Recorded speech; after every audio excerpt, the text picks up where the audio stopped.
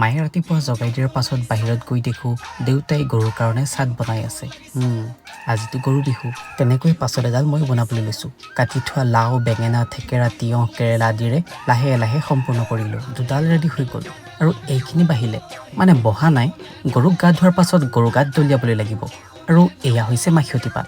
গৰুৰ গাত পৰি থকা মাখি গুচাবলৈ এইডাল লোৱা হয়। এতিয়া মই পিচি ৰখা মাহ হালধিখিনিৰে মূৰৰ পৰা নেজলৈকে গোটেইকেইটা গৰুকে নোৱাই দিলো।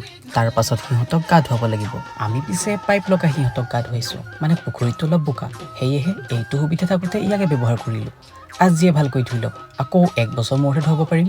এনেকৈ গোটেইকেইটা গৰুকে গা ধুৱাই লৈ সৰুতে দেউতাহঁতৰ মুখত শুনা লাও খা বেঙেনা খা বছৰে বছৰে বাঢ়ি যা এই গানটো গাই গাই বাকী থকা লাও বেঙেনাখিনি দলিয়াই দিল। তাৰ পাছত বৰ্তা ল'ৰাটোৰ লগত আমৰলি টোপ বিচাৰি আমি গ'লো বাৰী মূৰলৈ। ইহঁত দুটাক লগাইছো বাঁহ পাৰিবলৈ, মানে আমাৰ গছত উঠা মানুহ নাই। কিন্তু টোপ খোৱাৰ আগত ইহঁতৰ কামোৰকেইটা খায়ো বেয়া নালাগে।